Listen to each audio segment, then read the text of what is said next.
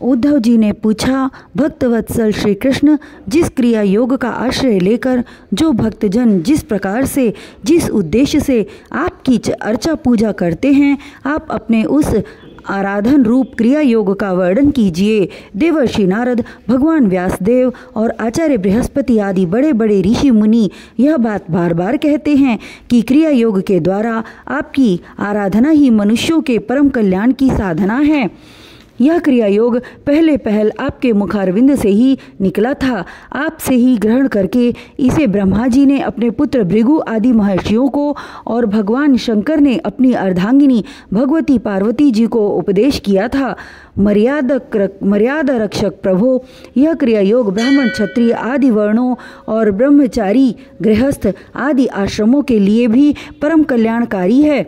मैं तो ऐसा समझता हूँ कि स्त्री शूद्रादि के लिए भी यही सबसे श्रेष्ठ साधना पद्धति है। कमल नयन, श्याम सुंदर, आप शंकर आदि जगदीश्वरों के भी ईश्वर हैं और मैं आपके चरणों का प्रेमी भक्त हूँ। आप कृपा करके मुझे यह कर्म बंधन से मुक्त करने वाली विधि बतलाइए। भगवान श्री कृष्ण ने कहा, उद्धव जी, कर्मकांड का इतना विस्तार है कि उसकी कोई सीमा नहीं है, इसलिए मैं उसे थोड़े में ही पूर्वापर क्रम से विधि पूर्वक वर्णन करता हूँ। मेरी पूजा की 3 विधियाँ हैं, वैदिक, तांत्रिक और मिश्रित। इन तीनों में से मेरे भक्तों को जो भी अपने अनुकूल जान पड़े उसी विधि से मेरी आराधना करनी चाहिए। पहले अपने अधिकारानुसार शास्त्रोक्त विधि से समय पर यज्ञोपवीत संस्कार के द्वारा संस्कृत होकर द्विजत्व प्राप्त करे। फिर श्रद्धा और भक्ति के साथ वह किस प्रकार मेरी पूजा करे, इसकी विधि तुम मुझसे सुनो। भक्ति पूर्वक निष्कपट भाव से अपने पिता एवं गुरु रूप मुझ परमात्मा का पूजा की सामग्रियों के द्वारा मूर्ति में, वेदी में, अग्नि में, सूर्य में, जल में, हृदय में अथवा ब्राह्मण में, चाहे किसी की भी आराधना करे। उपासक को चाहिए कि प्रातःकाल दतुअन करके पहले शरीर शुद्धि के लिए स्नान करे और फिर वैदिक और तांत्रिक दोनों प्रकार के मंत्रों से मिट्टी और भस्म आदि का लेप करके पुनः स्नान करे। इसके पश्चात वेदोक्त संध्या वंदना आदि नित्य कर्म करने चाहिए। उसके बाद मेरी आराधना का ही सुदृढ़ संकल्प करके वैदिक और तांत्रिक विधियों से कर्म बंधनों से छुड़ाने वाली मेरी पूजा करे। मेरी मूर्ति 8 प्रकार की होती है, पत्थर की, लकड़ी की, धातु की, मिट्टी और चंदन आदि की, चित्रमयी, बालुकामयी, मनोमयी और मणिमयी। चल और अचल भेद से 2 प्रकार की प्रतिमा ही मुझ भगवान का मंदिर है। उद्धव जी, अचल प्रतिमा के पूजन में प्रतिदिन आवाहन और विसर्जन नहीं करना चाहिए। चल प्रतिमा के संबंध में विकल्प है, चाहे करे और चाहे न करे, परंतु बालुकामयी प्रतिमा में तो आवाहन और विसर्जन प्रतिदिन करना ही चाहिए। मिट्टी और चंदन की तथा चित्रमयी प्रतिमाओं को स्नान न करावे, केवल मार्जन कर दे, परंतु और सबको स्नान कराना चाहिए। प्रसिद्ध पदार्थों से प्रतिमा आदि में मेरी पूजा की जाती है, परंतु जो निष्काम भक्त हैं वह अनायास प्राप्त पदार्थों से और भावना मात्र से ही हृदय में मेरी पूजा कर ले। उद्धव जी, स्नान, वस्त्र, आभूषण आदि तो पाषाण अथवा धातु की प्रतिमा के पूजन में ही उपयोगी हैं। बालुकामयी मूर्ति अथवा मिट्टी की वेदी में पूजा करनी हो तो उसमें मंत्रों के द्वारा अंग और उसके प्रधान देवताओं की यथास्थान पूजा करनी चाहिए तथा अग्नि में पूजा करनी हो तो धूम घृत मिश्रित हवन सामग्रियों से आहुति देनी चाहिए। सूर्य को प्रतीक मानकर की जाने वाली उपासना में मुख्यतः अर्धदान और एवं उपासस्थान ही प्रिय हैं और जल में तर्पण आदि से मेरी उपासना करनी चाहिए। जब मुझे कोई भक्त हार्दिक श्रद्धा से जल भी चढ़ाता है तब मैं उसे बड़े प्रेम से स्वीकार करता हूँ। यदि कोई अभक्त मुझे बहुत सी सामग्री निवेदन करे तो भी मैं उससे संतुष्ट नहीं होता। जब मैं भक्ति श्रद्धा पूर्वक समर्पित जल से ही प्रसन्न हो जाता हूँ तब गंध, पुष्प, धूप, दीप और नैवेद्य आदि वस्तुओं के समर्पण से तो कहना ही क्या है। उपासक पहले पूजा की सामग्री इकट्ठी कर ले, फिर इस प्रकार कुश बिछाए कि उनके अगले भाग पूर्व की ओर रहें। तदनंतर पूर्व या उत्तर की ओर मुंह करके पवित्रता से उन कुशों के आसन पर बैठ जाए। यदि प्रतिमा अचल हो तो उसके सामने ही बैठना चाहिए। इसके बाद पूजा कार्य आरंभ करे। पहले विधि पूर्वक अंग न्यास और कर न्यास कर ले। इसके बाद मूर्ति में मंत्र न्यास करे और हाथ से प्रतिमा पर से पूर्व समर्पित सामग्री हटाकर उसे पोंछ दे। इसके बाद जल से भरे हुए कलश और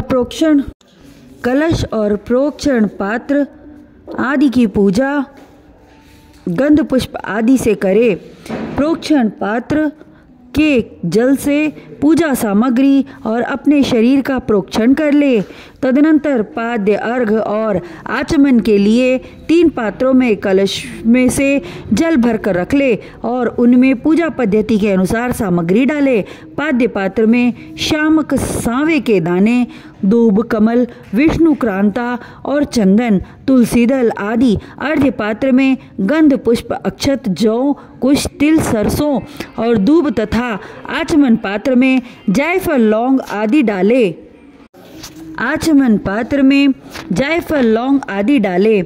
इसके बाद पूजा करने वाले को चाहिए कि तीनों पात्रों को क्रमशः हृदय मंत्र, शिरो मंत्र और शिखा मंत्र से अभिमंत्रित करके अंत में गायत्री मंत्र से तीनों को अभिमंत्रित करे। इसके बाद प्राणायाम के द्वारा प्राणवायु और भावनाओं द्वारा शरीरस्थ अग्नि के शुद्ध हो जाने पर हृदय कमल में परम सूक्ष्म और श्रेष्ठ दीप शिखा के समान मेरी जीव कला का ध्यान करे।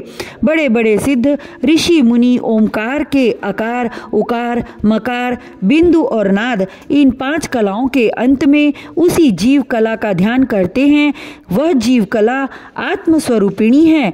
जब उसके तेज से सारा अंतःकरण और शरीर भर जाए तब मानसिक उपचारों से मन ही मन उसकी पूजा करनी चाहिए। तदनंतर तन्मय होकर मेरा आवाहन करे और प्रतिमा आदि में स्थापना करे। फिर मंत्रों के द्वारा अंगन्यास करके उसमें मेरी पूजा करे। उद्धव जी मेरे आसन में धर्म आदि गुणों और बिमला आदि शक्तियों की भावना करे। अर्थात आसन के चारों कोनों में धर्म, ज्ञान, वैराग्य और ऐश्वर्य रूप 4 पाए हैं। अधर्म, अज्ञान, अवैराग्य और अनैश्वर्य ये चारों दिशाओं में डंडे हैं। सत्व, रज, तम रूप 3 पटरियों की बनी हुई पीठ है। उस पर बिमला, उत्कर्षणी, ज्ञाना, क्रिया, योगा, प्रहरी, सत्या, ईशाना और अनुग्रहा ये 9 शक्तियां विराजमान हैं। उस आसन पर एक अष्टदल कमल है। उसकी कर्णिका अत्यंत प्रकाशमान है और पीली पीली केसरों की छटा निराली ही है। आसन के संबंध में ऐसी भावना करके पाद्य, आचमनीय और अर्घ्य आदि उपचार प्रस्तुत करे। तदनंतर भोग और मोक्ष की सिद्धि के लिए वैदिक और तांत्रिक विधि से मेरी पूजा करे। सुदर्शन चक्र, 5 जन्य शंख, कौमोद की गदा, खड्ग, बाण, धनुष, हल, मूसल इन 8 आयुधों की पूजा 8 दिशाओं में करे और कौस्तुभ मणि, वैजयंती माला तथा श्रीवत्स चिन्ह की वक्षस्थल पर यथास्थान पूजा करे। नंद, सुनंद, प्रचंड चंड, महाबल बल, कुमुद और कुमुदेक्षण इन 8 पार्षदों की 8 दिशाओं में गरुड़ की सामने, दुर्गा, विनायक, व्यास और विश्वक्सेन की चारों कोनों में स्थापना करके पूजा करे। बाईं ओर गुरु की और यथाक्रम पूर्व दिशाओं में इंद्रादि 8 लोकपालों की स्थापना करके प्रोक्षण, अर्घ्यदान आदि क्रम से उनकी पूजा करनी चाहिए। प्रिय उद्धव, यदि सामर्थ्य हो तो प्रतिदिन चंदन, खस, कपूर, केसर और अर्गजा आदि सुगंधित वस्तुओं द्वारा सुवसित जल से मुझे स्नान कराए और उस समय स्वर्ण घर्म इत्यादि स्वर्ण घर्मानुवाक, जितम ते पुंडरीकाक्ष इत्यादि महापुरुष विद्या, सहस्त्र शीर्षा पुरुषः इत्यादि पुरुषोक्त और इंद्रम नरो नेमधिता हवंत इत्यादि मंत्रोक्त राजनादि साम गायन का पाठ भी करता रहे। मेरा भक्त वस्त्र, यज्ञोपवीत, आभूषण, वस्त्र, पत्र, माला, गंध और चंदन आदि से प्रेम पूर्वक यथावत मेरा श्रृंगार करे। उपासक श्रद्धा के साथ मुझे पाद्य, आचमन चंदन, पुष्प, अक्षत, धूप, दीप आदि सामग्रियां समर्पित करे। यदि हो सके तो गुड़, खीर, घृत, पूड़ी, पुए, लड्डू, हलवा, दही और दाल आदि विविध व्यंजनों का नैवेद्य लगावे। भगवान के विग्रह को तुअन कराए, उपटन लगाए, पंचामृत आदि से स्नान कराए, सुगंधित पदार्थों का लेप करे, दर्पण दिखाए, भोग लगाए और शक्ति हो तो प्रतिदिन अथवा पर्वों के अवसर पर नाचने गाने आदि का भी प्रबंध करे। उद्धव जी तदनंतर पूजा के बाद शास्त्रोक्त विधि से बने हुए कुंड में अग्नि की स्थापना करें। वह कुंड मेखला, गर्त और वेदी से शोभायमान हो। उसमें हाथ की हवा से अग्नि प्रज्वलित करके उसका परिसमूहन करे, अर्थात उसे एकत्र कर दे। वेदी के चारों ओर कुश कंडिका करके अर्थात चारों ओर 20-20 कुश बिछाकर मंत्र पढ़ता हुआ उन पर जल छिड़के। इसके बाद विधि पूर्वक समिधाओं का आधान रूप अन्वाधान कर्म करके अग्नि के उत्तर भाग में होमोपयोगी सामग्री रखे और प्रोक्षणी पात्र के जल से प्रोक्षण करे। तदनंतर अग्नि में मेरा इस प्रकार ध्यान करे, मेरी मूर्ति तपाए हुए सोने के समान दम दम दमक रही है, रोम रोम से शांति की वर्षा हो रही है। लंबी और विशाल 4 भुजाएं शोभायमान हैं, उनमें शंख, चक्र, गदा, पद्म विराजमान हैं। कमल की केसर के समान पीला पीला वस्त्र पहरा रहा है। सिर पर मुकुट, कलाइयों में कंगन, कमर में करधनी और बाहों में बाजूबंद झिलमिला रहे हैं। वक्षस्थल पर श्रीवत्स का चिन्ह है, गले में कौस्तुभ मणि जगमगा रही है, घुटनों तक वनमाला लटक रही है। अग्नि में मेरी इस मूर्ति का ध्यान करके पूजा करनी चाहिए। इसके बाद सूखी संविधाओं को घृत में डुबोकर आहुति दे और आज्य भाग और आघार नामक 2-2 आहुतियों से और भी हवन करे।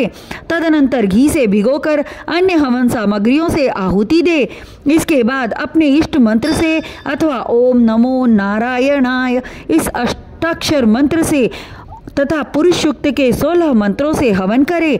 बुद्धिमान पुरुष को चाहिए कि धर्मादि देवताओं के लिए भी विधि पूर्वक मंत्रों से हवन करे और स्विष्टकृत आहुति भी दे। इस प्रकार अग्नि में अंतर्यामी रूप से स्थित भगवान की पूजा करके उन्हें नमस्कार करे और नंद, सुनंद आदि पार्षदों को 8 दिशाओं में हवन मार्ग बलि दे। तदनंतर प्रतिमा के सन्मुख बैठकर परब्रह्म स्वरूप भगवान नारायण का स्मरण करे और भगवत स्वरूप मूल मंत्र ओम नमो नारायणाय का जप करे। इसके बाद भगवान को आचमन करावे और उनका प्रसाद विश्वक्सेन को निवेदन करे। इसके पश्चात अपने इष्ट देव की सेवा में सुगंधित तांबुल आदि मुखवास उपस्थित करे तथा पुष्पांजलि समर्पित करे। मेरी लीलाओं को गावे, उनका वर्णन करे और मेरी ही लीलाओं का अभिनय करे। यह सब करते समय प्रेम उन्मत्त होकर नाचने लगे। मेरी लीला कथाएं स्वयं सुने और दूसरों को सुनावे। कुछ समय तक संसार और उसके रगड़ों झगड़ों को भूलकर मुझ में ही तन्मय हो जाए। प्राचीन ऋषियों के द्वारा अथवा प्राकृत भक्तों के द्वारा बनाए हुए छोटे बड़े स्तव और स्तोत्र से मेरी स्तुति करके प्रार्थना करे। भगवान आप मुझ पर प्रसन्न हो, मुझे अपनी कृपा प्रसाद से सराबोर कर दें। तदनंतर दंडवत प्रणाम करे, अपना सिर मेरे चरणों पर रख दे और अपने दोनों हाथों से दाएं से दाहिना और बाएं से बायां चरण पकड़कर कहे, भगवान इस संसार सागर में मैं डूब रहा हूँ। मृत्यु रूप मगर मेरा पीछा कर रहा है। मैं डरकर आपकी शरण में आया हूँ। प्रभु आप मेरी रक्षा कीजिए। इस प्रकार स्तुति करके मुझे अर्पित की हुई माला आदर के साथ अपने सिर पर रखे और उसे मेरा दिया हुआ प्रसाद समझे। यदि विसर्जन करना हो तो ऐसी भावना करनी चाहिए कि प्रतिमा में से एक दिव्य ज्योति निकली है और वह मेरी हृदयस्थ ज्योति में लीन हो गई है। बस यही विसर्जन है। उद्धव जी प्रतिमा आदि में जब जहाँ श्रद्धा हो तब तहाँ मेरी पूजा करनी चाहिए, क्योंकि मैं सर्वात्मा हूँ और समस्त प्राणियों में तथा अपने हृदय में भी स्थित हूँ। उद्धव जी जो मनुष्य इस प्रकार वैदिक तांत्रिक क्रिया योग के द्वारा मेरी पूजा करता है वह इस लोक और परलोक में मुझसे भी अभिष्ट सिद्धि प्राप्त करता है। यदि शक्ति हो तो उपासक सुंदर और सुदृढ़ मंदिर बनवाए और उसमें मेरी प्रतिमा स्थापित करे, सुंदर सुंदर फूलों के बगीचे लगवा दे, नित्य की पूजा पर्व की यात्रा और बड़े बड़े उत्सवों की व्यवस्था कर दे। जो मनुष्य पर्वों के उत्सव और प्रतिदिन की पूजा लगातार चलने के लिए खेत, बाजार, नगर अथवा गांव मेरे नाम पर समर्पित कर देते हैं, उन्हें मेरे समान ऐश्वर्य की प्राप्ति होती है। मेरी मूर्ति की प्रतिष्ठा करने से पृथ्वी का एक छत्र राज्य, मंदिर निर्माण से त्रिलोकी का राज्य, पूजा आदि की व्यवस्था करने से ब्रह्मलोक और तीनों के द्वारा मेरी समानता प्राप्त होती है। जो निष्काम भाव से मेरी पूजा करता है उसे मेरा भक्ति योग प्राप्त हो जाता है और उस निरपेक्ष भक्ति योग के द्वारा वह स्वयं मुझे प्राप्त कर लेता है। जो अपनी दी हुई या दूसरों की दी हुई देवता और ब्राह्मण की जीविका हरण कर लेता है वह करोड़ों वर्षों तक विष्ठा का कीड़ा होता है। जो लोग ऐसे कर्मों में सहायता, प्रेरणा अथवा अनुमोदन करते हैं वे भी मरने के बाद प्राप्त करने वाले के समान ही फल के भागीदार होते हैं। यदि उनका हाथ अधिक रहा तो फल भी उन्हें अधिक ही मिलता है।